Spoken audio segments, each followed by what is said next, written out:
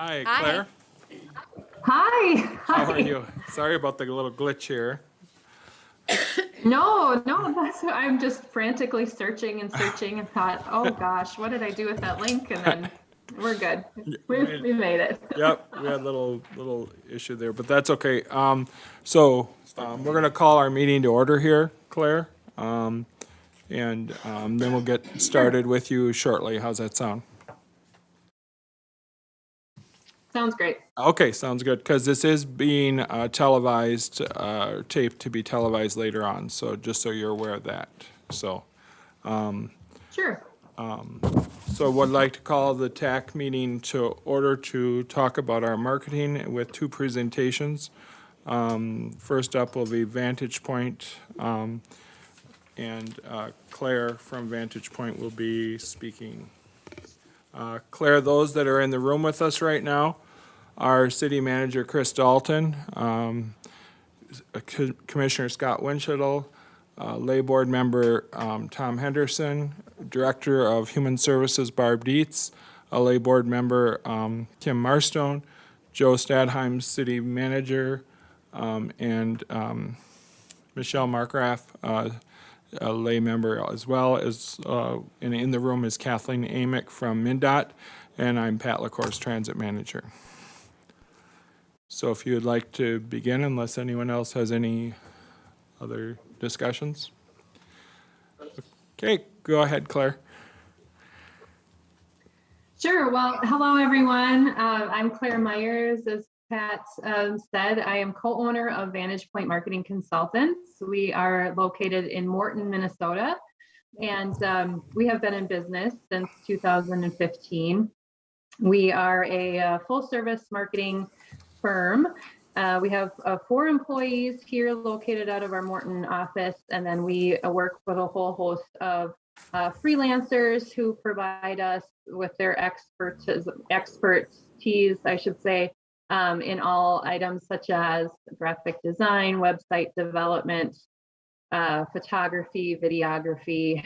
And so we're really blessed to have a really great team of people, both in-house and as freelancers, to provide services to our clients.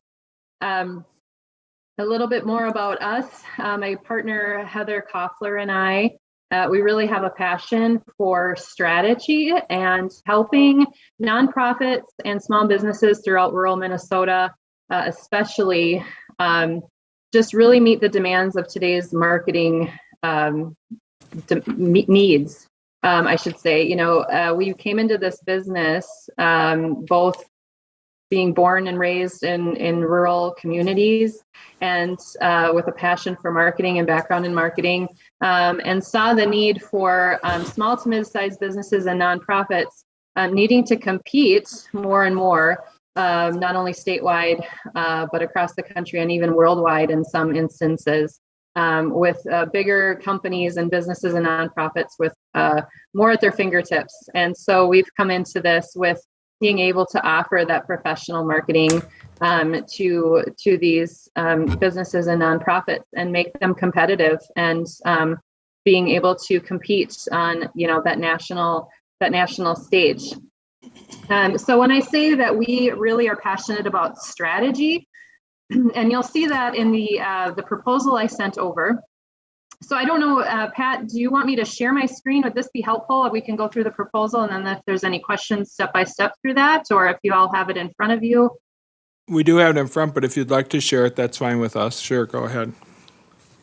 Sure. I'll share my, could you enable my screen sharing capabilities? Yeah. Oh, no, he'll do it. Oh, he'll do it. They're taking care of that. Great.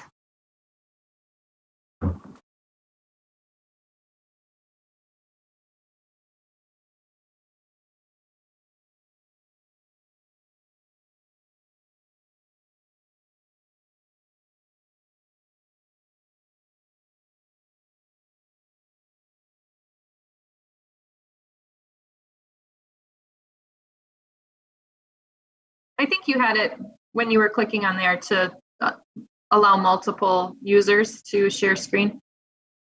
Yep, and then just click on the multiple. Yeah. Participants can share simultaneously. Yep. There we go. There we go. You got it. Okay, so I'm going to bring up my screen here. Can you all see this? Yep. Great. So when I said, really we harness the power of our connections to provide marketing services with a focus on strategy and management. And with the time limits here, I won't read it, and nor do I need to read it when it's in front of you. But I think that really is at the basis of what I had just said. We're a full service marketing firm, and we focus on strategy and management because at the base of it, what we say a lot, if you don't know where you're going, any road will get you there. And so when it comes down to working within budgets, when it comes down to working within timelines, which every company, whether you have one on paper or not, you do work within, it's really important to have that strategy as the basis of your marketing plan. And so I'll just click down right here to marketing strategy. So this really starts the journey with every company that we begin a relationship with, whether someone contracts with us to specifically just work on say social media or building a website, or they come to us and need the comprehensive marketing overview. We start with what we call a marketing roadmap. And so that would be the first piece in this proposal that I have sent to you. So the marketing roadmap really sits down. We would sit down together with the team. I'm assuming the team you have on today, but it can be whomever you'd like to be at the table. We sit down and we really identify, in detail, the background of your needs, who you're specifically targeting, and we really dig down into then SMART goals. We want them to be specific, measurable, achievable, relevant, and time-based. And this will really help because at the end of the day, we want to make sure that our clients are getting a return on their marketing investment. And so when we are very strategic and pinpoint down who you're speaking to, and what goals do you want to have come out of this campaign, then we can take a targeted approach to what marketing campaigns you need to put together in order to achieve those goals in the time frame that you have. And then how do we create that language to speak to those specific target markets? Because as we all know, all of you at that table, myself, everyone who's consuming any sort of media, which we're all bombarded with daily, consumes this in different ways. And so you can't be all things to all people. And when you're working within a budget and a specific time frame, we really need to drill down into who are we speaking to, what platforms are they on when they're consuming their marketing, and what messages really reach them to make them take action. And so that is really at the heart of why we start every relationship with that marketing roadmap. And then that marketing roadmap is something, it is really a living tool. We have intended it to be something that will continue to grow and change and be updated, because if your goals are always staying the same, if your target's always staying the same, then we're really not digging into it and we're really not using it as that tool it should be. And so it's continually evolving. We're continually going back to that and saying, now, are the marketing initiatives that we are putting together and we are pushing out to the general public, to those specific targets, are they helping us reach the goals? And remember, we said that the goal was X, Y, and Z. And so it really helps, especially when you're working with a team, it really helps everyone stay on the same page. Because as we all again know, there are so many sparkly, glittery things in the marketing world, as we like to say, and there's so many distractions, not only for consumers, but also for people who are creating the messaging. There's so many distractions. And so this roadmap really helps us stay on the right path, if you will. When we have the roadmap put together, then that will really guide all the elements that we put together for your initiative. So then we come down into, all right, how do we want, based on your goals, based on your branding, your past branding, based on your competitors, based on your timeline, based on the current, riders of your current transit system, whatever that would be, whatever comes out in that roadmap, that will help us start the basis of creating this new look and this new brand and telling the story. And, branding is not just a logo. It is the feeling that someone has when they consume your marketing messaging. So that what voice are we using? What images are we using? And how do we say that? How do we push that out to the public? That is your brand all encompassing. But the forward facing piece is those really great logos that you'd put on buses. It's the signage, it's the brochures, it's the website. It's when you see a logo, how do you feel about it? So that would be the first piece we'd move through. And then as we keep continually going through this, and a lot of these happen concurrently, so it's not that you can only do one thing at a time. Once things start rolling, our team helps so that we're concurrently working on all of the items. Then you go into, how are we presenting ourselves digitally? What does that website look like? How can we improve that or add to that or create that? Video messaging, testimonials. People have very short attention spans, as we all know. They do not want to read. That doesn't mean we can't forget those people who read, but by and large, people want to envision themselves and in that spot. And how do they do that? Is by hearing others like them tell their story and seeing others like them live that story. So we're huge proponents of video, testimonials. And then really when it comes down to it, you put all together these really nice, well-rounded packages that all say the same thing. They're all really well branded. They're representing your organization. And then when you can create all of those collateral pieces. So that goes into all of your print pieces, whether you're running newspaper ads, whether you need brochures, pamphlets, signage, all of that then can be pulled together, because at the end of the day, when you have those roadblocks completed first, you're going to ensure that you're consistent across the board and nothing is going to be left to fall in the cracks or be inconsistent to tell this story that you've invested money into to tell it right. I'll say at the end of the day as well, Vantage Point is our huge proponents of analytics. If you're not measuring it, you don't know if it's working. And so we're the team to help if you're implementing websites, if you're using social media platforms, if you're using email marketing, any of those things. Everything has analytics now. And so we really dig into analytics. We want to make sure the messages we're saying are being reached by the target we're saying them to, or we hope we're saying them to. And so the good thing about analytics is that if you look at them, you can see problems arising before they really become an issue, and you can pivot. Or if they're really being successful, then you can double down on that success, and you can really reach new levels if you're watching your analytics.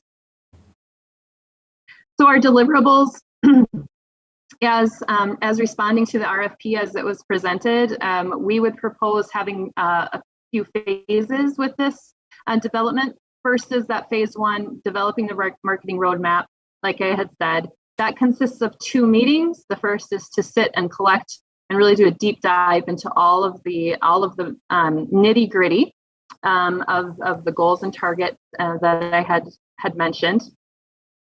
And then myself and my team, we get together. We put together that comprehensive marketing roadmap. So we really do our due diligence.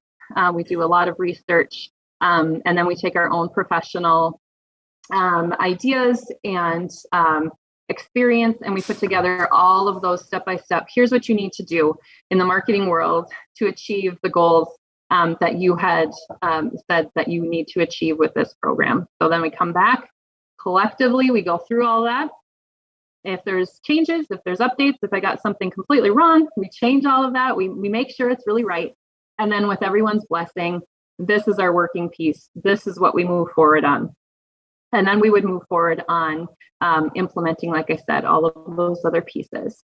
Also, that would include the logo creation. I wanted to make sure that that was specific because that seemed to come through quite strongly in the RFP, that this was one of the bigger elements that you were looking to rebrand and visually rebrand transit.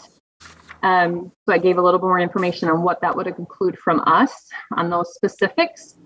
And then phase 3 is the management and oversight of all of those marketing initiatives. So if you say, yes, this is right, let's pull the trigger, let's go, then you have VantagePoint as your team to help implement all of that and keep it going forward. I just put some custom deliverables. Again, all of this is up for discussion. Sure, a lot more things would come up, but just so you had a good idea of ideas, things that we've done for past clients, and a little bit about our work and our team. Our proposed compensation, again, this would be up for discussion. If you have questions on how this would work, or if we'd get down to it and it would be more of a project or less of a project, this is just, I felt, the best that I could give you based on your requests for proposals. So just the roadmap, it's those 2 meetings, is $550. Phase 2, the development of that logo, all of this, the style kit, the branding kit, all of those pieces is $1,200. And then the phase 3, the marketing and management oversight of all of those initiatives, we charge $2,500. It's a flat fee per month. We are your marketing team. And so you can expect us to implement and push forward all of the things that we agree upon when we have that marketing roadmap. And that's $2,500 a month. I put $10,000 based on your end goal of having it about 4 months worth of work. But again, just so you are very aware and know that if this is something that takes 3 months and we just knock it out of the park, well, then you save yourself $2,500. If it's more, or you segue into other initiatives, then you just have that in front of you. There's just some basic small print. We don't pay for any print billboards, any external advertising in our cost. Again, this is something that's very much a work in progress with each individual team we work with. So we want to be very much what we want to serve you and make it so that it's something that works for the businesses that we work with. But just so you had a pretty general scope of how we do business. I kind of rushed through it all, but I don't want to take too much of your time. So if you have any other questions, and I know I had mailed Patrick, and it's on our website too, one of our portfolios. So you'll see some examples in there of other work we have done, specifically working with UCAP and Nick Lesky, and we've got some examples of some bus wraps and different pretty much similar marketing strategy implementation, the branding pieces that we've done with those folks over in Marshall and Redwood County. Okay, well, thank you, Claire. I think we'll open it up to questions. Do you have the Fairmont bus transit service? Do you do that one? Do you have their contract? No, we have not worked with Fairmont. Nope. Claire, in regards to a timeline, if we were looking at wanting to start this bus service, say the end of August or beginning of September, how realistic does that seem to be able to get the marketing done, to get this off the ground, to get the logo, to get it on the bus, things like that? Does that seem realistic at this point? I know it depends on how quickly we get together with you. Right. So that does not seem realistic, in all honesty, really, because here we're looking at, even if we could start that meeting for the first meeting for the roadmap next week, best case scenario. It would take us, even if we were rushing it through, a solid week to have a really good comprehensive roadmap to come back and meet with all of you again, agree on all the terms, everything we've said, here's really what you need to do to make this successful. And then we would start working through the logo development. And, that can really be, some groups, it's great. You see one or two and you're like, yes, that's it. And others, it's painstaking. It can take a while to really get it right. And so then to have that done and then move into creating all of the marketing initiatives and rolling it out, that just, it wouldn't be realistic and it wouldn't be fair to your organization, I don't think, to put a timeline of the end of August to have that ready, because I don't feel like you would be happy with the outcome, because I feel like we would be rushing the process. What do you think would be a realistic timeline? So again, I think if you really give yourself enough time, you're going to give yourself at least 2 to 3 weeks to work through the roadmap process. That's 2 meetings. If we can push it down and have it within 2.5 weeks, we will do our best with that. You're going to look at 2 weeks there. You're going to be looking at the end of July, having that completed. And then you're going to be looking at a minimum of 4 weeks, a minimum, and I say that really, really conservatively, 4 weeks to have a logo that everyone has approved and finalized. So you're going to be looking at end of August to have your design concept and your marketing plan done. And then the beginning of September, we'll start to roll all that forward. So generously, I would say we would have the first elements starting to roll out to the public, and maybe all of those graphic designs to your sign company and pieces like that by the end of, probably by the beginning of October, you'd be looking at really hitting the ground running and pushing all of those pieces out.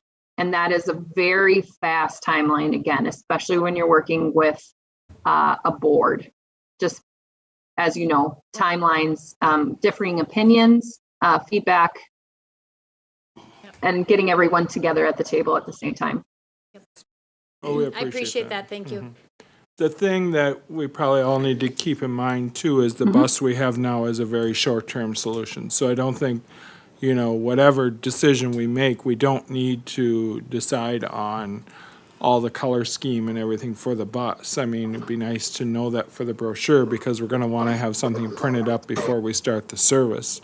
And that may be something we just as a group have to decide on until whoever we pick. This has kind of come together a lot faster than we were kind of anticipating. So, we were really hoping, obviously, for a quicker timeline, but we understand we don't want to rush it either. I guess I liked your plan that would allow us, who's ever working, after you're done, is that your program allowed us to take advantage of all of your design and stuff, and we would be able to keep working with that as we move forward. So I was appreciative of that. And then in your material, you had something about a voice is your marketing material. Are you talking about like a voice of someone, or just, I guess, explain that piece to me? I was a little confused by that. Sure. So voice is a very, I think, sometimes overlooked element of a brand. So we don't specifically mean, it can correlate into a specific person's voice, but it really means, the feeling that voice exudes. So if you think of bigger brands that you might relate to, some are very quirky, some are very irrelevant. And if you want to correlate the two, so think of like Arby's, there's that very masculine, deep voice of that man, and it's what we got the meats or something, and it's a very quirky, funny, that's part of their branding, and they stay very true to that. There's other elements, very maybe you think of a funeral home or something, right? They wouldn't be quirky, they wouldn't be irrelevant. They're very serious, they're very heartfelt, very feeling. So we would want to identify that. what's the voice that you want to come through when you're marketing? And that's in type, that's in the kind of pictures you would use. And so we help identify what that element would feel like and would look like and would sound like. Just so again, in the future, when Vantage Point isn't part of the picture anymore, all of you maybe have gone on to other boards or different things, it's still consistent in these people. I can't say it enough in how, especially with nonprofits, when you have changing people and, and changing elements, changing funding and all of the pieces, that the one thing you can control is your consistency through your marketing. And that's really what we want to help set up, is that you have consistency. So no matter who comes in the future, say you hire someone who does in-house marketing for you, he or she will have this tool, this roadmap to say, oh, these are the elements, these are what we're doing, and this is why we're doing what we're doing, and continue that consistency. So that's really, we want to really enable, we really want to enable you to do more, and make this work really last into the future. We would own that. Sorry, that was a long-winded answer. That was a long-winded answer to a voice question, but It was perfect. Tom Henderson had a question for We you. would then own all the materials that you develop, so to speak, when you're done and with us, and then you will present it to us in a format that we can use it with various mediums that we would, and a lot of that would be started before you're done, I know, but I'm just concerned about Correct. ownership, so to speak. Correct. No, great question. That is something we're very passionate about too, is that if you contract the work, we believe that you should own the work. There may be firms out there that they don't feel that way, but we definitely feel that way. So creating any item is under your authority, under your name. You have sole right to that. I do have in our contract that you would sign off to us being allowed to use it to promote ourselves in some capacity, like you've seen in our portfolio, but no, you own all of the rights to it. You would be presented with the branding kit, which has every element of the brand that you would need. So all of the formats that you would need in any capacity. So you can create billboards or you can create social media posts. None of it's going to be pixelated. You're not going to have to reach out to a graphic designer down the road to have them reformat something and resend it to you. Everything will be there. And again, with consistency, we're really passionate about style guides, colors. You're going to know the codes to all the colors. So it's not this blue, it's this blue. And any graphic designer, anyone who's designing anything for you in the future, they know what all of that means. So we don't need to know it all ourselves, but if you send something to them like that, they are like, thank you, because they don't have to. It cuts down their workload tremendously. Anything else? Yes, you own full rights and ownership to anything we would create on your behalf. Super. Just to put you on the spot, do you have any ideas of trinkets that you would be able to hand out to passengers? Right now, we have magnets and we've done shopping bags. Is there anything just off the top of your head that you think this would be like a neat little thing for someone to have in their hand to think about our new transit service we're starting? Oh, well, yes, to put me on the spot, but well, maybe to turn it back around, I could be a little more specific. Could you describe to me your average rider, maybe demographic, just briefly, like male, female, age, where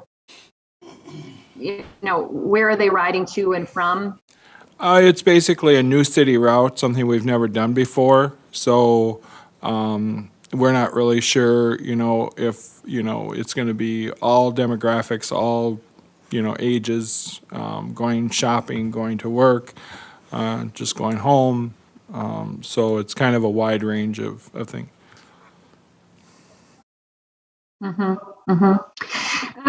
Well, I'll just pull off a little bit of my experience with our work with UCAP and our work with the transit systems in Marshall, Southwest Minnesota, I should say, Redwood Falls. So historically, the most, they have a lot of ridership from, public services. So they need a ride to the post office. There's a stop outside the post office. There's a stop outside the swimming pool. There's a stop outside the local library. A lot of the kind of hub of community networking within the communities that they live in.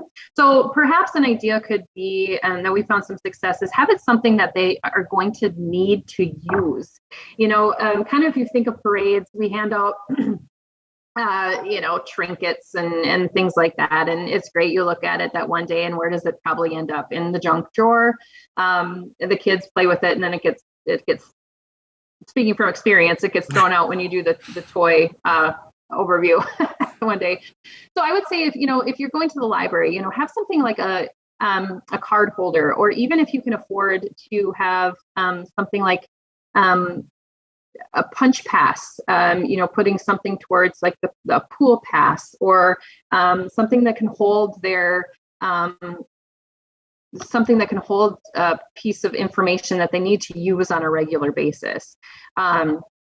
Even if it's something as far as, this is valid, a coupon, this is valid towards, one free ride or something like that.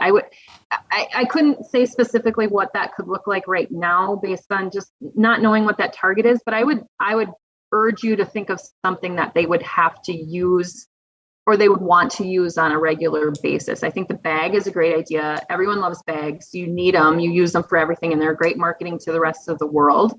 But try to get a little away maybe from those, a keychain or a pen. So, those things kind of get lost in the mess of life a little bit more. Okay. If nobody else has questions, I think we've probably had our time here, so. I've got one question, if I could. You talked about rolling forward into phase 3 there.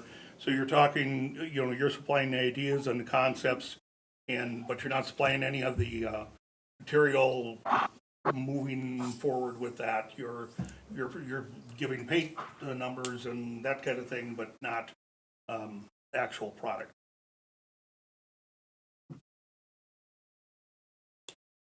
Right. So how we work is that if we create this marketing plan and it's approved, we move forward. We create all of the content. So we would create your social media posts. We'd create your photos. We would, if we need video, we would contract with all of those people. We will help create all of those elements.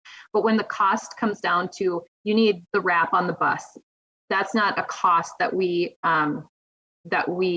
take on. We would get you quotes. We're kind of your team to help you vet out numerous signage companies, say, or if you're running ads in the newspaper, we can put all of that together for you and say, the quarter size ad and in the New Ulm Journal will run you this much for this day. That's all part of our contract to you. So you are aware of what your options are, but the bill would still need to be paid to the Journal. Does that make sense? Thank you. Mm-hmm. Anything else? Hearing none. Thank you, Claire. Good presentation. We appreciate it. You're welcome. We'll be in touch. Thanks, Claire. Thank you. Sounds great. Have a great day, everyone. Thank Yep, you. You too. Thank you.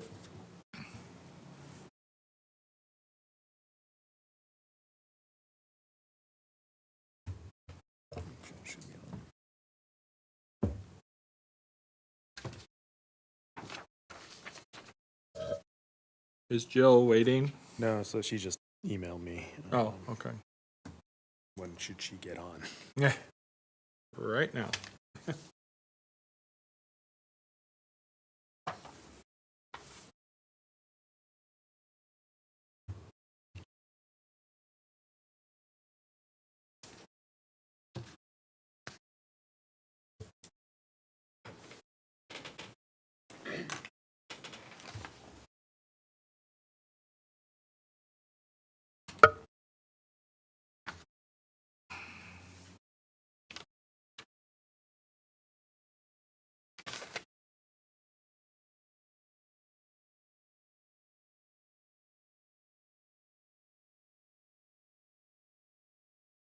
That was $12,000, the old budget.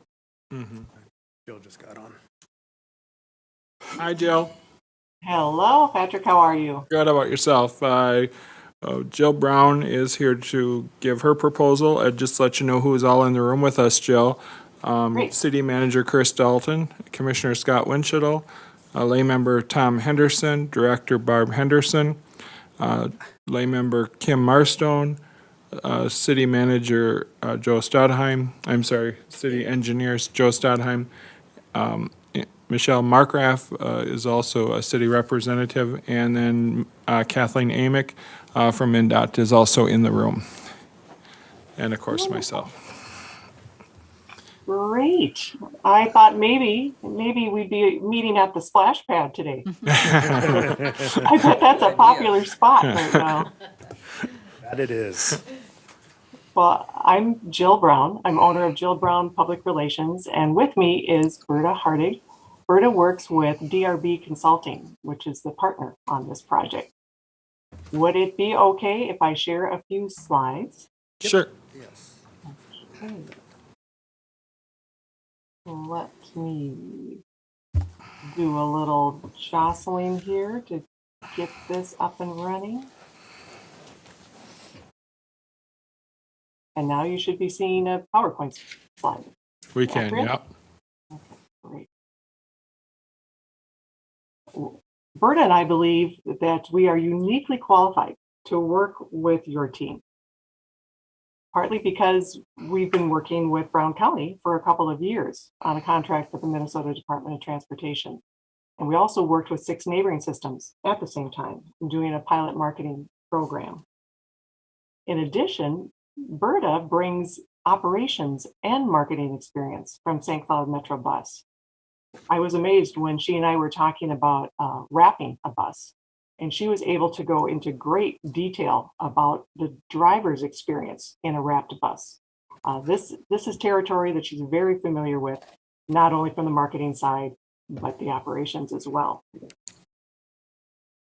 And then the final point I would say that makes us uniquely qualified is experience with joint powers boards. My favorite projects have multiple stakeholders. And one of the reasons why that's important, especially in a case like this, is you introduced yourselves. I heard opportunities for multiple collaborations. So while you're working together on a new bus service for New Ulm, I bet you're working together on other projects as well. And it's important when you have multiple stakeholders to be aware of all the different ways we can empower each other and all the different ways we cross paths. So one of my favorite proverbs is, if you want to go fast, go alone. If you want to go far, go together. And I see you going far just by the composition you have in the room right there. And we would love to join you. So I think we would be able to slide onto your team very easily because of the experience of years of working with Brown County and also our experience in transit around the state. And we'll, but at the same time, bring some fresh eyes to your new service. So here's an example of how we're familiar with the Brown County. In particular, you'll see New Ulm on this slide. So for the first time ever, Patrick did digital advertising for Heartland Express. And he was able to experience a couple different kinds of digital advertising. This one was a slideshow made out of new photos that we had taken. And it was aired on the streaming services through Roku and Amazon.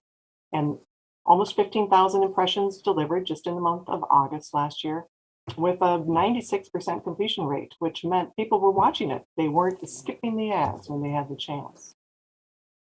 Down the road at Worthington, we did digital ads that were targeted to the bus stops. Worthington has a city route. Their plan was to market that city route, try to move more of the dial-a-ride folks over to the designated city route and try to increase awareness. So we drew a digital circle around each bus stop and delivered ads to those areas. It takes a lot of impressions in the digital ad world to get results. Here you'll see more than 51,000 impressions to these bus stop locations, which resulted in 112 clicks. These would have been people on their phones clicking an ad. And that 0.22% might seem really low, but that's actually very, very good in digital ad world. And that conversion visit, that meant 19 people stopped at the SMOC office after seeing an ad. First of all, congratulations. You have made it to your launch phase. I know from working with Brown County that this has been in the works for a while, and you've had some hurdles to overcome, like a pandemic and now trying to get your rolling stock. And your persistence is admirable. I've been finding opportunities lately to practice the 80% rule. And I see this as another opportunity for me to practice that. It's the idea that I can't wait to be 100% ready before I start implementing. And I see that with you as well. You're on a tight time frame, and I see opportunities to get things started. Some basic messages, perhaps in social media, some starting the legwork in the community beyond what you've already been doing. Other things take longer. If it's a longer shelf life, you're going to spend more time getting, like a bus wrap, you're going to spend more time getting that ready. But I'm finding that the 80% rule gets me moving and gets me into results quicker than waiting till I'm 100% ready to go. What's important about that 80% rule is checking back in at the 3 and 6 month period. Look at what's working as you planned it to work, what's working that you hadn't planned on, because you want to capitalize on those. I use a 1-page form out of what's called chainsaw planning. I'm more inclined to keep plans simple so that we can move. I don't like a plan that sits on a desk. This 1 page helps me to see what's working, what's not, where do we change, where do we invest more effort. So I would imagine top of your mind is, how do you get a name and a logo up and running? Bert and I have been talking about different ways to do it. Here I've got a couple examples, and I'm looking for a conversation with you, what's going to work best for New Ulm and Brown County. There's the plowing McPlow face approach that MnDOT did. 2 years now, they've done Name the Snowplow campaigns. Massive engagement. In the 2022 campaign, they had more than 22,000 submissions of names. And the staff picked top 50 and sent them out and got more than 60,000 votes. The 2022 contest, the #1 vote getter was Betty Whiteout. That's a massive approach. A little less effort, but still pretty major, is what MnDOT's currently doing with a bicycle route between St. Cloud and Moorhead. They did some smaller engagement activities, like a focus group or 2, and then they came up with, I think, 5 names. And they're asking for voting on those 5 names. So a little less intense. In New Ulm's case, Bert and I would propose to do a couple of focus groups, get your stakeholders involved, engage them in what are the features about this bus service you're really interested in. What is it about New Ulm you're really proud about? And then provide just a few ideas. And the final option is the Minnesota River Valley Transit Easy Pay approach, which was minor engagement. That was a couple of staff people, myself, and my graphic designer, and we turned it around in a matter of hours. So there are some options. I love this billboard. MnDOT hired me. I got the fun of saying Plowing McPlowface was my client. We used that truck to recruit drivers last year. Here's an example of a focus group led. Northern Lights Express is a passenger rail project that I've been working on since 2007. When we did focus groups, selected just a couple of names, had a designer do a couple of designs, brought it to the Joint Powers Board made up of elected officials, and allowed them to pick a winner. And here's that Minnesota River Valley Transit, where it was staff, me, and the designer in a matter of a few hours. 3 choices. Now, even before you have a name, even before you have a logo, you can start thinking about, how do you want to engage your public? We have a model called PESO, which stands for paid, earned, shared, and owned. And we would propose a number of tactics and strategies in these buckets. Several were provided in your proposal. And I would highlight just a couple today and open it up for discussion to see which ones you would like to talk about. Under that paid and earned, paid we talked about the digital advertising already. Earned media, lots of media. Earned can also be create a business kit that you can offer online or hard copies to the businesses along the route, enabling them to talk to their potential employees or their current employees, talk to their clients, their customers, help them use the service to get to their front door. It's a partnership that you can nurture. Shared media would be social media, Twitter and Facebook, LinkedIn. That's an area that I think we could get started very quickly with some basic messages about what's coming. Owned media, websites. It's one of the questions we have for you is where will you be housing the basic information about how to ride? The city website, Brown County, both? Those are some things to consider. One thing I wanted to share with you that we did recently, and I think might apply here in New Ulm, is an offer we made to a business to enable them to do a better job even of promoting a bus service. Prairie Lake Transit had a relationship with Hy-Vee. The relationship had changed over the years as managers and staff turn over, and the pandemic, of course. So we offered this poster to the system director and encouraged him to go over to Hy-Vee with it and ask for it to be placed in the employee break room. And the idea came after I stopped in Hy-Vee, did a little secret shopper exercise, asking about ways to get to the store if I didn't have a car. And the employees, the few that I engaged, were not able to tell me. And a phone call to the manager discovered he was quite new and he wasn't aware of the service either, even though it was stopping right at the front door. So the message I take away from that is in marketing, we're never done. We need to refresh the messages. We need to offer them over, like all those impressions for those digital ads. Repetition matters, and we have to take into account the turnover. And we're here to help you do that. Those are some of the highlights I wanted to touch on, but really I'm more interested in talking to you and hearing about your goals and how did you determine the route? How can we help you? So you're open to some questions, Jill? Is that what you're thinking right now is? Sure. Okay. Jill, I have a question just regarding timeline. If we were looking at wanting to start this route the end of August or beginning of September, what realistically could be done in terms of marketing or advertising before then? Realistically, what I think can be done are items that don't have a real long shelf life.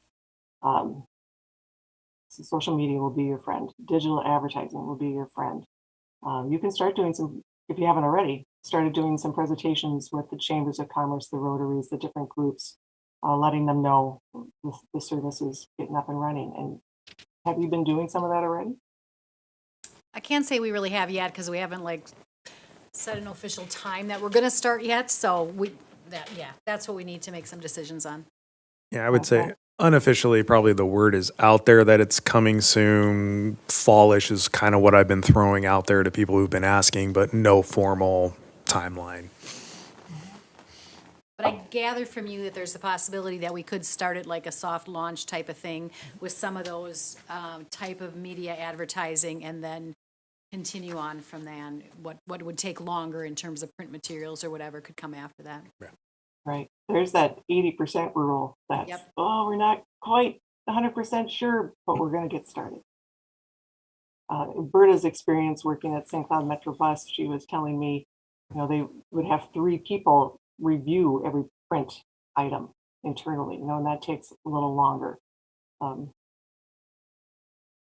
just have to allow for minimizing the chance of mistakes. I don't want to see a bus stop sign with a typo on it. That wouldn't help you in your image you're trying to build.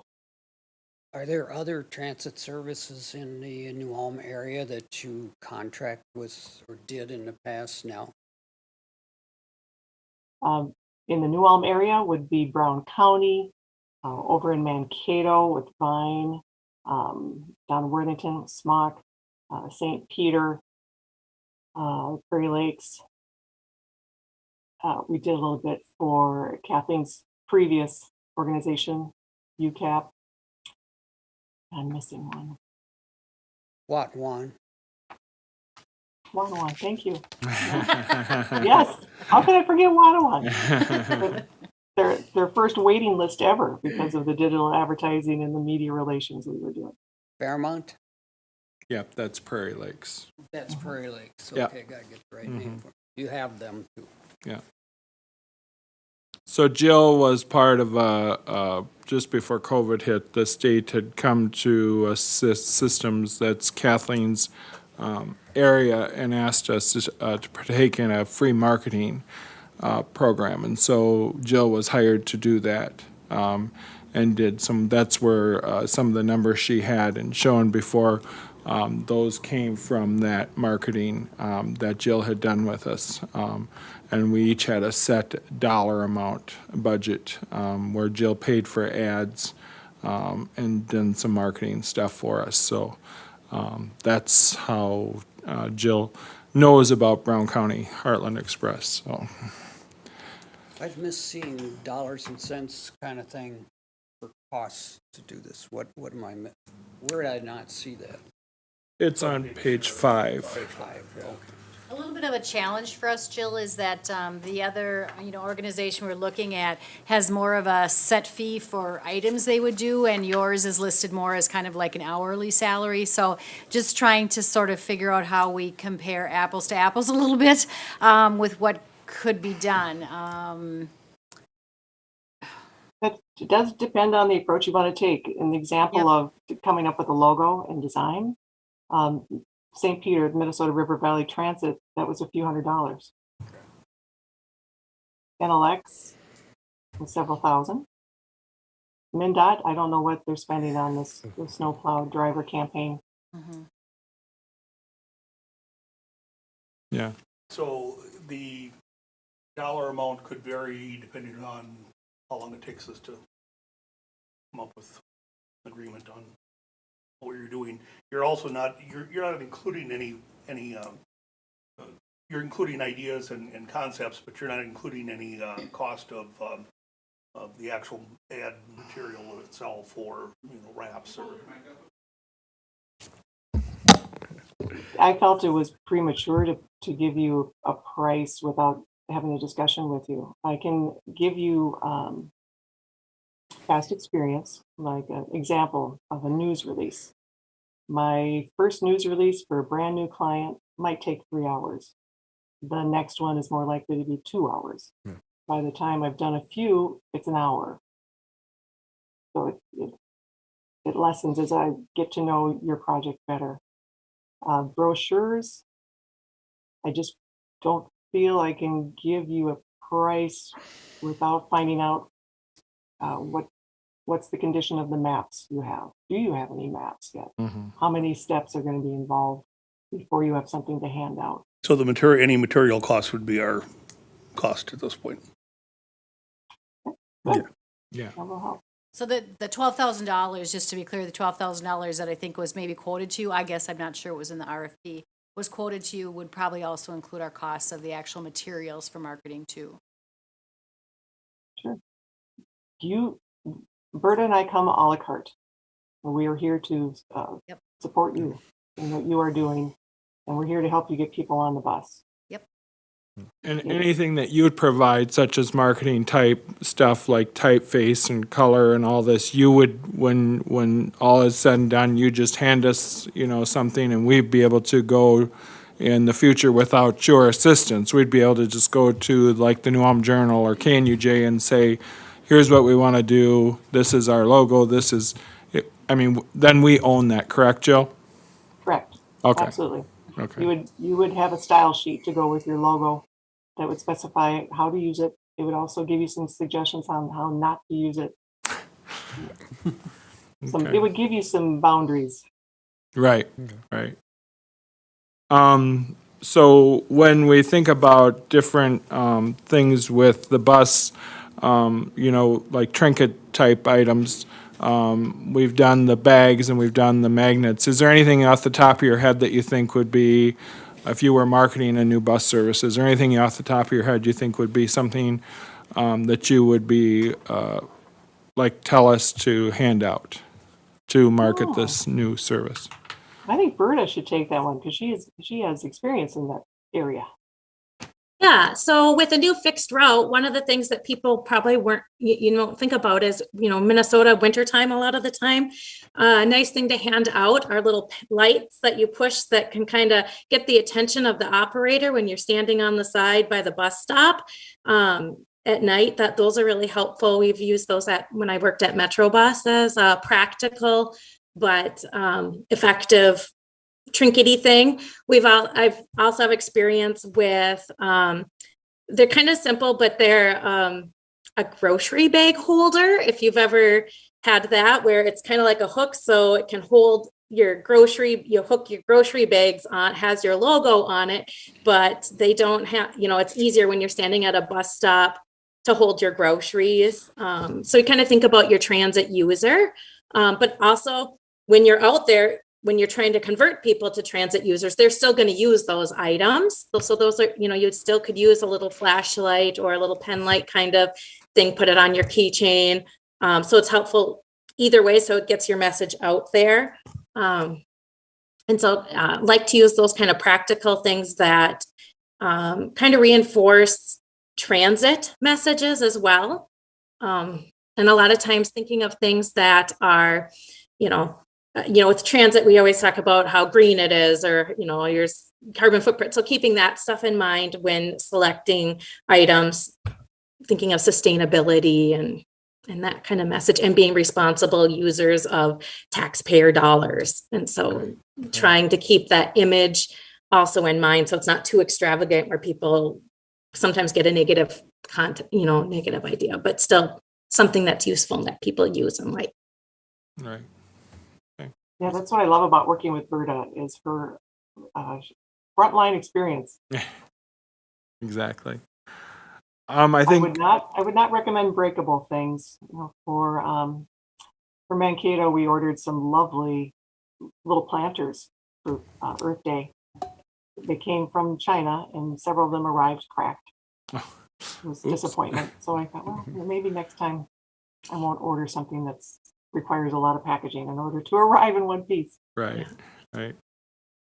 So obviously, we're hoping to kick this off, late August, early September. What kind of time frame are you thinking that you would need in order to give us a name and a color scheme? I mean, the bus we have now is very short term. It's 6 months, and we'll be getting a new bus, hopefully, to put on this. So, I mean, if we make a decision about a name and we realize that name, I mean, maybe what we need to do just for the short term is just to call it a city bus route, and then put the name and stuff on there after we get the new bus. But what kind of time frame are you kind of thinking, Jill and Berta, for to get this marketing piece kicked off?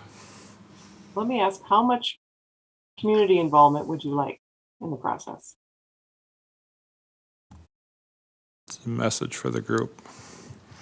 I mean, I think at this point, to just get it off the ground, I think this right here is the input. So minor engagement would be kind of the route we go. Because again, we're trying to get this started sooner rather than later, and just drawing it out isn't going to help get that rolling. So The sooner people start seeing that bus, Mm-hmm. the better for us. the quicker we're going to get going. Right. I think for over a year, probably the people in the city of New Ulm have been hearing about this, so I think they're ready. probably ready to see it start rolling. And then they're going to need to see it rolling a while before they use it. Right. Well, that bus rolling out there is some of your best marketing for sure. Yep. And when Bert and I were talking about the project, she pointed out people will start to name it. Don't wait too long, or it will gather its own name you might not like. That's true. The name we don't like. Contests work fairly well for that, to kind of get the word out. They do. I just They think do, but that MnDOT project with naming plows has been particularly effective to make them feel more friendly. Yeah. You know, it's not something that's in the way, it's something that's helping me too. Well, the minor engagement approach can be very effective. We can work with the group that we see here on the screen, and we've already started doing some research. So the first conversation, we would set up another time to have that conversation with you, but we would come in knowing a little bit about your demographics, knowing about your German ancestry, knowing that your largest minority population is Hispanic, and they're a very small percentage right now. So we will come in with background and then work with you. So a couple of hours, and we will have, I think, a few name ideas that go to a graphic designer. Berta has graphic design experience. We also have Teresa, who I've worked with since 2008. And some samples are back to you within a few days. In the case of St. Peter's, Minnesota River Valley Transit, I think we did one round of edits and it was done. Good. Anybody else on the panel have anything for Jill? No. Well, thank you, Jill. We appreciate your time and we'll be in touch. Well, thank you. Berta and I would both love to work with you because we are schooled in the engagement philosophy. We're not here to just help you buy ads. We're here to help you build a long-term relationship for what's going to be a great service. Thank you. All right. Thank you. Thank you. Thank you. Bye-bye.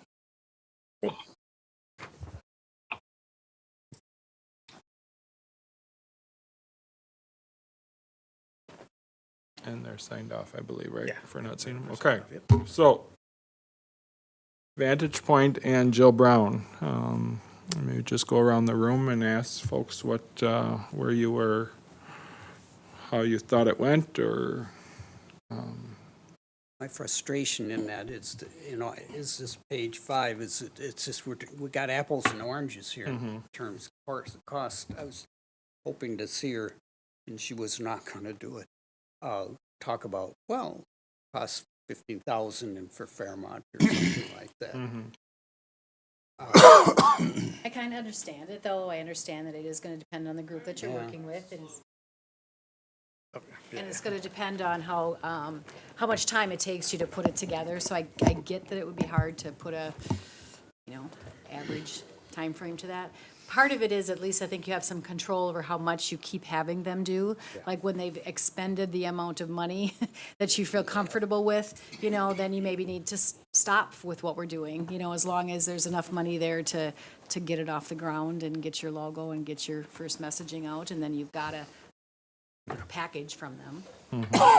Disadvantage of the 12,000 or 10,000 is that when we're done, we're done. Then we got to renegotiate going any further. Or agree to pay the $2,500 Or for the one firm. That is, hopefully we would have enough material to be able to do it on our own at that point, The ideal is that they'd help us kick off, and then we would move forward with the tools they have provided us. They filled the toolbox, now it's our job to use those tools in marketing. So we always had the same brand. So, and every ad would always, for the city route, would always have whatever logo and our drivers would be wearing the logo of that shirt. It wouldn't be a Heartland Express shirt, it would be a whatever we've decided for that. You know what I in mean? terms of continued need for this, which we'll have, because we don't have any experts. I don't think the city does really that. Well, they I mean, can depend on help what us you. continue with this. It would all depend on what you want to do. So if they give the style guide, they hand over everything. I mean, marketing is my background. I mean, that's what I've done. I've created ads before. So it's, is it just taking their style guide and creating something? Am I going to sit there and design a map? Absolutely not. We will have to hire that out regardless to someone else. But putting a very simple ad together once a style guide is created, we we could technically do that, but some of the bigger things, like doing a map or something like that, absolutely one of these two firms would have to do that. Right. But I'd see that possibility Yeah. of contracting out with Yep. marketing dollars in Yep. future budgets. Yeah. We also have somebody, one of our dispatchers, again, that's a current situation, has a marketing background. She does excellent with putting a post out on Facebook, things like that. She could utilize these same kind of concepts that they come up with, this firm, to be able to do additional type of advertising. And it's short term. I mean, it's something just to get us going. Yeah, to launch us. Is that kind of what you used as well, Kathleen, when you hired Vantage Point? I mean, they just kind of got you pointed in the right direction. And then at that point, you've used their tools and you've made the ads. And, I mean, once you have all the things in your disposal, and she's telling you, or they've told you, like, what kind of message you want to convey, then we really don't need them anymore. This is just like a starting point as far as I'm concerned. And maybe I'm seeing it differently than others are, but that's kind of my thinking, is that this just kind of helps us, point us in the right direction, because you and I pick out a color, Tom, and it probably won't be a color that's very, very well received, because you and I, that's not our specialty. But hopefully whoever we pick would be able to pick a color scheme and a logo and stuff like that that's going to help us for years to come, I guess my major concern when I look at the two is that the Vantage Point doesn't sound very positive in being able to get this pulled off quickly, and that it would be more delayed and drug out. And Jill is, in my taking of what you said, sounds more that, yeah, we can do it. We're not going to get, if you read through her, on page 4, her timelines, I mean, she's still working in through September, October, November, December, and whatnot as well. So it's not like everything would be done before then, but it sounds like she might be able to jumpstart it faster. I don't, Bigger operation, more people to. yeah.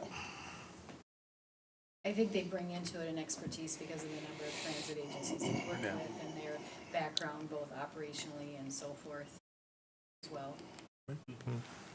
I'm very impressed with what I've seen with Watonwan and Prairie Prairie Lakes. Lakes. I'm tired of the ads on KUIC.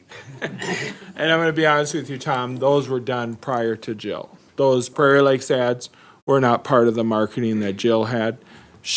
Those were done, the transit. Prior staff. Well, I think Jeremy had done them, but I don't think Jill was a big part of, she didn't help him pick the logo and all this stuff. So if that's kind of what you're kind of looking at as far as Jill, she was more just, and Kathleen, direct me if I'm wrong, but they went through a rebranding probably about 5 years ago and did, so, because they were 2 county systems, and then they joined as 1 county system. So they took Faribault and Martin, put them together, and instead of Faribault Express and Martin Express, they came up with Prairie Lakes Transit. And then this, and I don't know if they had a marketing person that helped them with the logo. I assume they did too, and I don't know who that was, off the top of my head. So, if what Jill did, those ads you're not seeing are things, doing and I'm just trying to be honest with you all. Currently. Who's doing their marketing currently? They do internally, for either one of them. They do it internally now. Right. They work with the TV station to create those ads. Mm-hmm.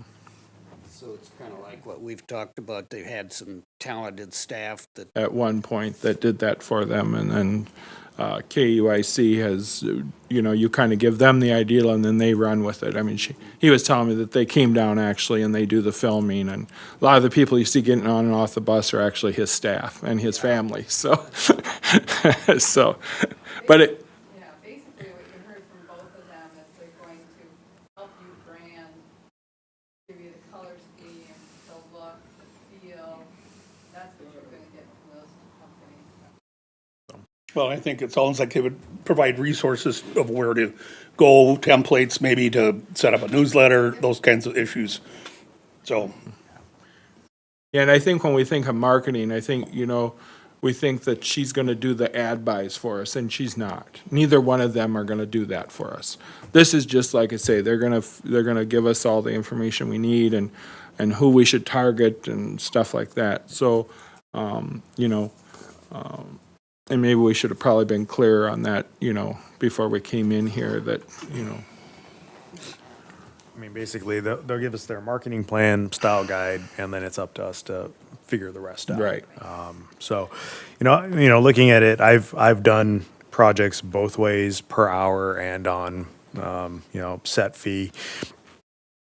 I've gone under on some of the per hour. I've gone over on some of the per hour. It really depends on where we stand and how fast we're gonna work. And like, oh, can you change that color, or can you do this? Like, if we're not gonna be crazy nitpicky like that, the per hour is kind of one of the ways to go, because you can save money going that route. On the other side, we can almost knock off $5,000 off the other proposal and do 2 months of supervision. Again, where, you know, it's, they're basically going to provide the same service. You know, it comes down to whether or not you feel that Vantage Point has the expertise, you know, that Jill has working transit authority. But if it's really just creating a logo and putting the style guides, I would almost say they're almost on equal footing. But if you're looking at some of the other pieces, Jill probably has a little bit more experience with the transit, so just really where everyone falls. I mean, there's cost-saving methods on both ends, on both proposals. And certainly we are wanting to be quick in regards to this. Yeah. We don't have a lot of time Yep. to necessarily be really picky. Yeah. You know, I mean, we want a good product, I'm not saying that, but you know, really wanting to launch this sooner rather than later, but we Yep. need somebody to help us Yeah. launch it. Yeah, because as you all drove up, I drove the bus here, and you can see it's just a white canvas. You know, we have nothing on there right now. So, you know, Gotta have something obviously, on it. and we're not gonna go crazy, obviously, you know, with wrapping it or painting some humongous thing on there. But, you know, if we could just have, you know, once we make a decision here, you know, to have something, you know. I do agree with her about the naming the route or naming the bus, whatever. That would, because like she said, it will get named on its own otherwise. And Right. I think could generate a lot of people talking about it, a lot Right. of people, you know, looking for it and that kind of thing, so. All right, The sooner we do that, the Yeah. better. yeah, yeah, A lot of the rest of it we've got time for, but right, the name is crucial now. right. Okay, does everyone feel comfortable making a decision now, or do you want to kind of take some time to think about it, or? Kathleen, what had the ones that had used Vantage Point, were they satisfied, to your knowledge? Do you want to speak to a microphone, Kathleen? No, Or- actually, I really shouldn't speak to that. Okay, I think that's a conflict right now. Okay. I guess I can say.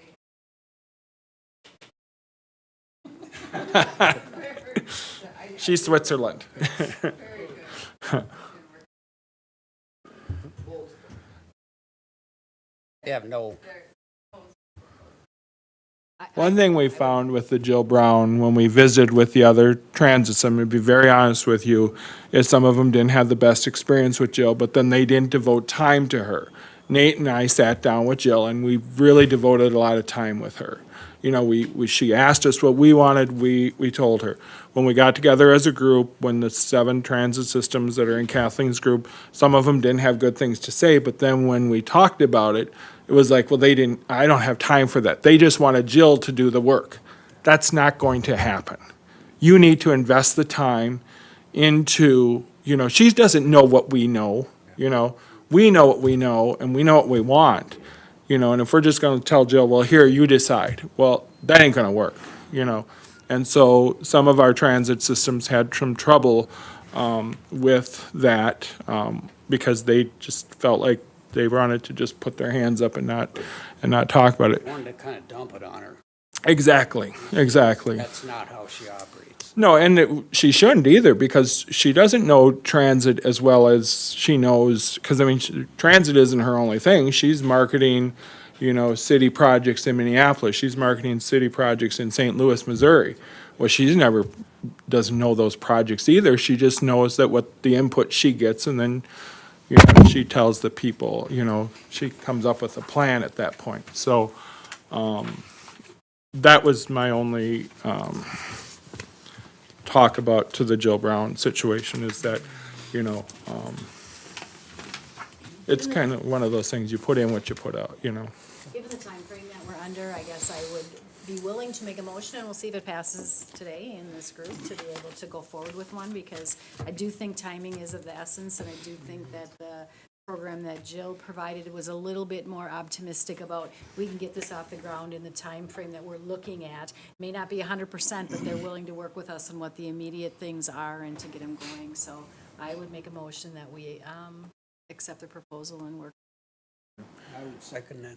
Okay, there's a first and a second to accept Jill Brown's proposal. Are there anybody that has anything else about? I would just echo what Barbara had stated, that, both proposals were good, but it was the fact that in the presentation, she stated that they could move faster on some things. I think that's kind of what had me leaning more towards Jill than Vantage at that point too, because we need to go.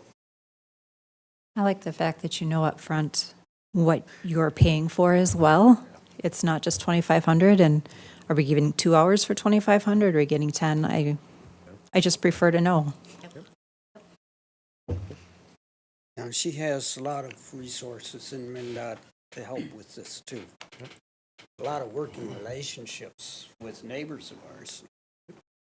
We could also reference her with some of those if we wanted to. But I think what we're hearing is that she maybe hasn't worked in the same way with us. And you're saying that too, that she's worked with some others. So they're going to maybe be very productive to do Right. that. And you and Nate have worked with her in regards to some marketing with the Right. MnDOT. But I don't want that to sway anyone. Seriously, I don't I want, mean, as far as you've worked, Right. we'd like to work with her again. You're comfortable. yeah, I was fine with the other gal too. I never worked with her, but I mean, she did great work for Kathleen's group, when they hired, 'cause they actually did a rebranding, Jill never did that with any of the systems, that she was part of that group. So, your logo, I mean, in this one booklet here, she shows us the logo that she came up with for Kathleen's group here, and it's really sharp looking. I mean, it's, very simple, but, it's, that's very important that we, so.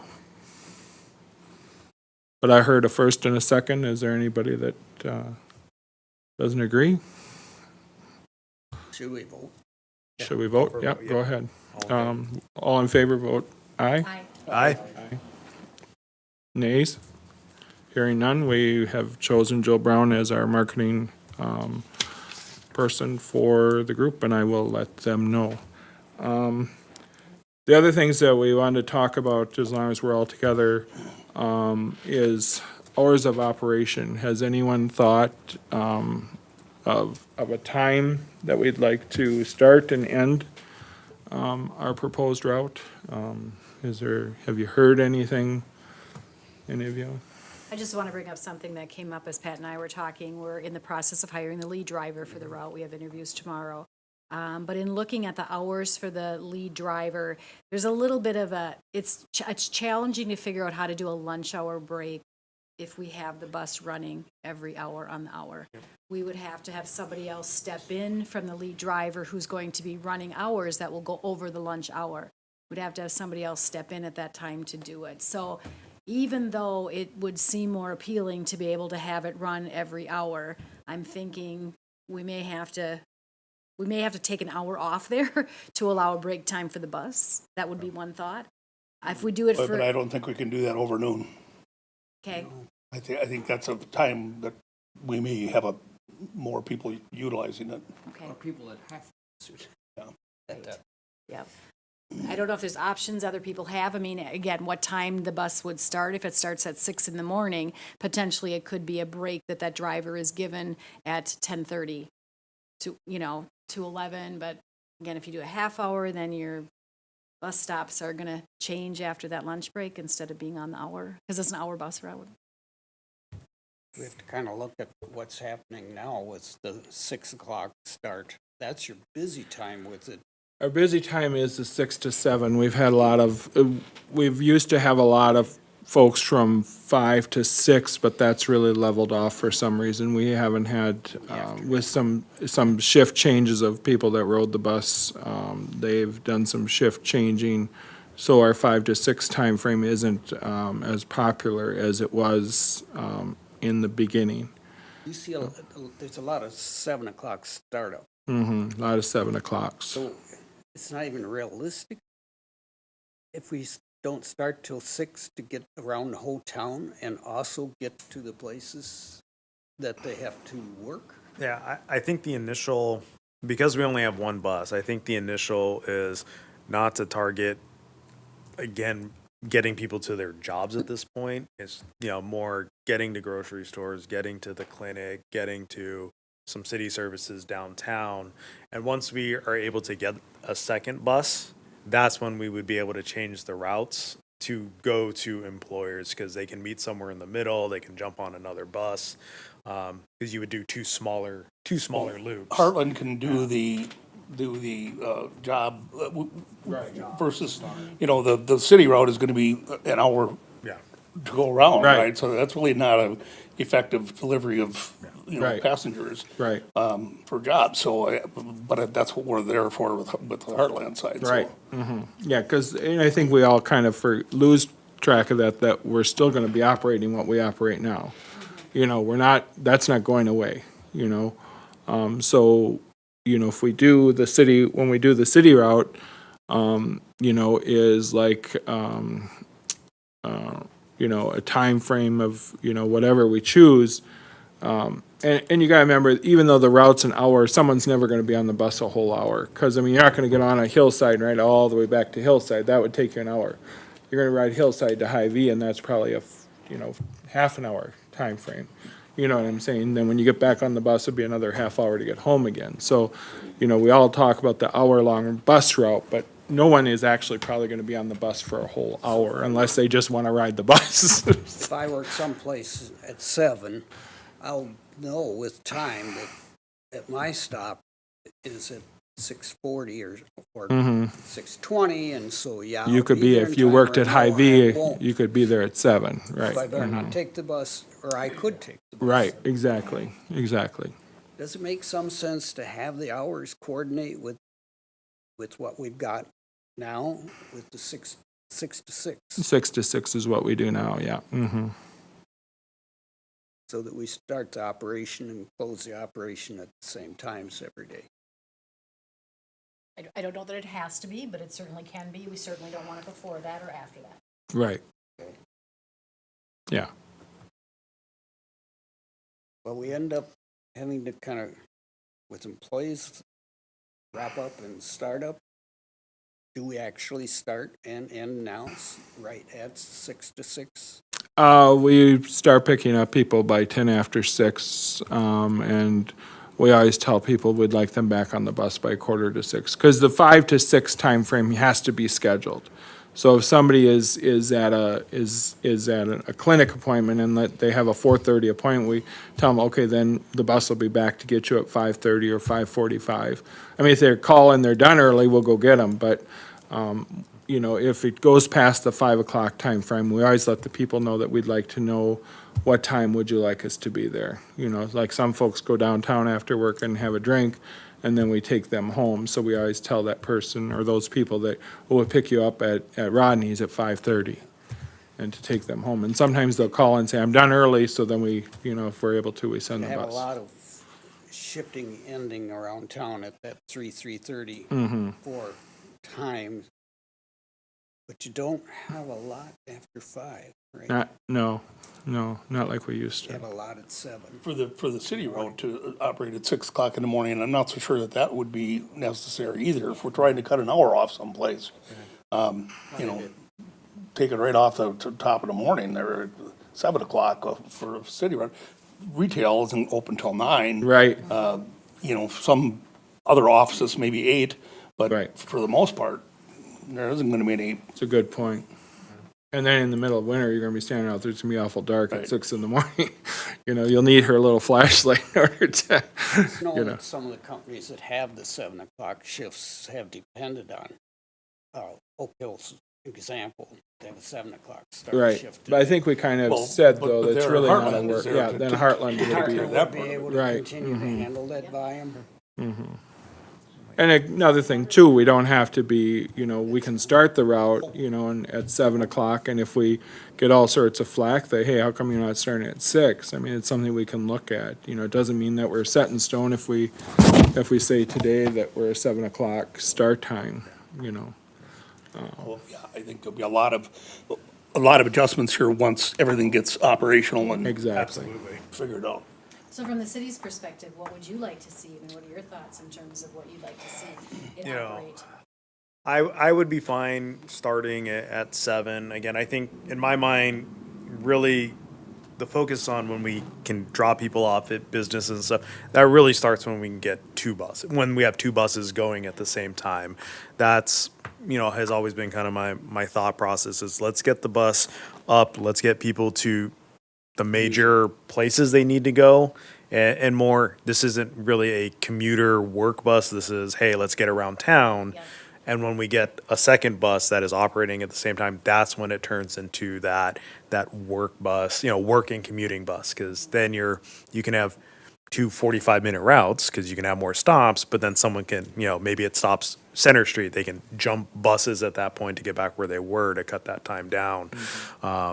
So initially, I think this is, helping people that are more mobile get to their appointments without having to make a phone call to Hy-Vee and grocery shopping, coming downtown and those things versus, hey, let's get you to your employment. Now, if people that work at Craft want to stop at, you know, Mobile Village out there, absolutely they can do that. But I think we kind of tailor it to, you know, that's 7 o'clock start time and then see where that takes us. If it is, hey, we do take that bus to Craft. That is how we get to work now. Maybe we do need to do a 6 o'clock, you know, and shift that. But, you know, ridership is going to dictate that. This is, you know, I look at it, this is going to be a moving target for a while, and we will accommodate as best as humanly possible, but we need to start somewhere. I think if you start at 7, then it's easier to accommodate that lunch break at maybe 1 o'clock from 1 to 2, and then the driver can resume then at 2 o'clock for the afternoon shift and get people home after shift or what wherever they're visiting at that time. Otherwise, if you're going from 6 to 1, that's an awful long time for that driver. But maybe once we get 2 buses, maybe we start one at 6 at that time, and then the other one jumps in later. But ridership's going to dictate Right. what hours we need, and we don't know until we start. So I mean, it would be nice if we could just keep doing it. It's just not practical when you've got a lead driver and they're gonna be, you know, driving potentially 8 hours in a day. You gotta give them a lunch break in Yep. there. And to have somebody else step in is just not practical we just don't have somebody to be able to do that on a regular basis, so. So a start time of 7, then Joey said stopping at 1 and then starting back up at 2 to 6. Is that kind of what I'm kind of hearing? Is that kind of, Is that just a must that we have to shut down for an hour? That well, we need to do the lunch break, so unless you did, so you do a 7 to 1 and then a 1:30 to 5:30 or 6:30, or or 6, if we have you to be know, done by 6, it'll be 6, you know. 5:30. The only issue with it is if it's an hour route, we always talk about then maybe the stop is always 9:17, 10:17, 11:17, then all of a sudden after lunch break. You're at switching it over. 47, I mean, I right. just wonder is, do we wanna do that? Because we could do a 30-minute lunch break and have them get back on, but it's gonna change our pickup time after that lunch break then. Yeah, I agree with, I think that it's good to have the same time there. I'd like to not see it break either, but I don't know Right. how, I don't know. can we take a driver? We can't take a driver from Heartland side for to swap for an hour. We talked about that, but it'd be, you know, we have to justify the cost of taking a Heartland driver and putting them in a city bus, you know, then we had to break that down even further. And for me, it's just having someone available. I mean, I think of this week when you've got a driver out and you and Nate are covering for dispatch. Every day having to figure out who's gonna take that, you know, hour. But you got more Lunch break. people to work with. I mean, would be adding 1 or 2 people, Too. 2. But the 2 people you're adding as part-time drivers aren't gonna be working at that time. They're gonna be, because if it's a 7 o'clock to a 6 o'clock or whatever route, and the lead driver is working 8 hours every day, you're gonna be having a part-time driver coming in some of the time. Have you seen this problem elsewhere? And how did they solve Can it? you weigh in, Kathleen? I know you in Redwood, you stopped the route, right? You actually stopped the route. I think that's what the guy told us when we were there that day, that he stops for his hour-long lunch break. Yeah, I think it was because of the lack of drivers available for the most part, but the ideal thing is to have it run continuous. Know that rate was Trouble. a lot of trouble and it's salary. You know, get accustomed more to the route, so. It just sounds like trouble to me. Yeah. Sorry. Yeah, just my experience with routing, there, for the most part, is it's all, one thing we want to remember too is it's all one contract with MnDOT. So how you divide it out, that's within your own organization. But yes, breaking up a route can cause the community to kind of break that cycle of it being convenient. So that's the only thing you need to watch for. And I believe you were referring to the Redwood Falls. And just speaking from experience, that was because of the lack of driver availability for the most part. I know they do have plans to continue that once they you know, through that whole period, because the original plan was to put in a driver in the morning and then have another relief driver for the afternoon.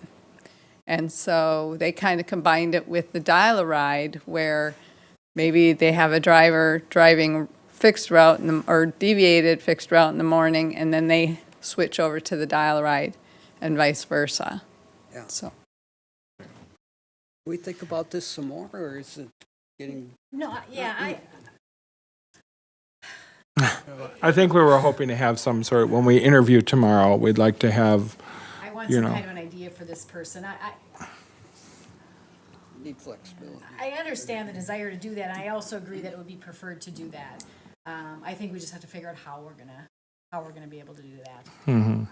Because they would run a shorter day Monday through Friday if they work Saturdays, so it could be that they run a shorter day and then they have a lunch break that would be, I mean, their lunch break would be the end of their day for them. All right, let's see what we can figure out. Okay.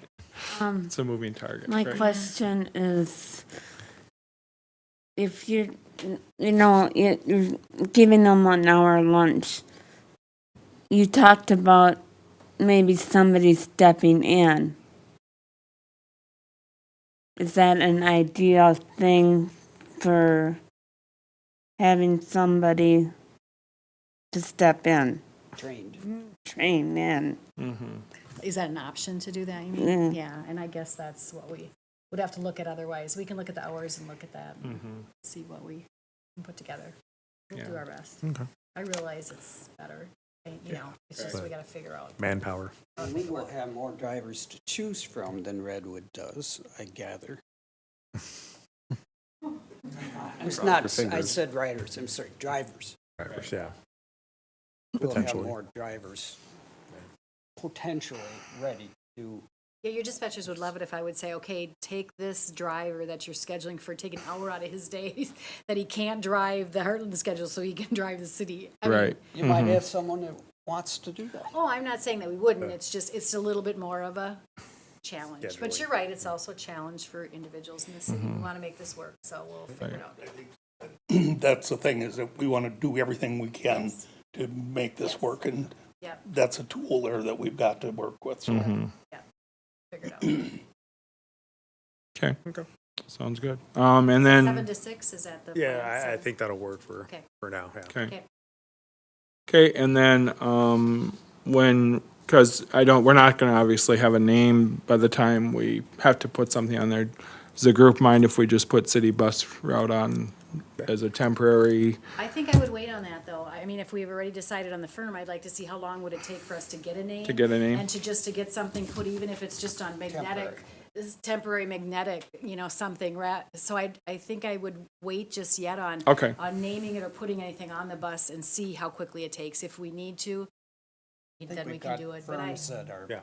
able to do that quickly. yeah, I'm hopeful we could get a name and get some kind of a magnetic plaque. I don't know how long Sure. it takes to get those, but Yeah, okay. We'll hold off on that then. yeah. If that's all I have, does anyone else have anything? Good. Call the meeting to adjournment. Anyone So moved. motion? Second. I do have the bus outside, so if the group would like to take a look at it. Thank more you, than everyone. welcome to do so. Yeah, we